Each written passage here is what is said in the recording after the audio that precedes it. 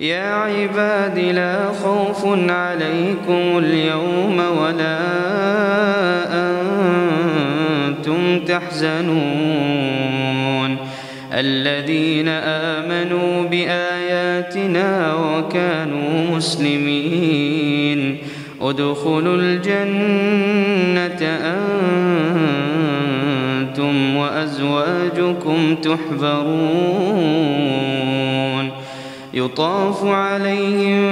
بصحاف من ذهب وأكواب وفيها ما تشتهيه الأنفس وتلذ الأعين وأنتم فيها خالدون وتلك الجنة التي أورثتموها بما كنتم تعملون تبارك الذي نزل الفرقان على عبده ليكون للعالمين نذيرا.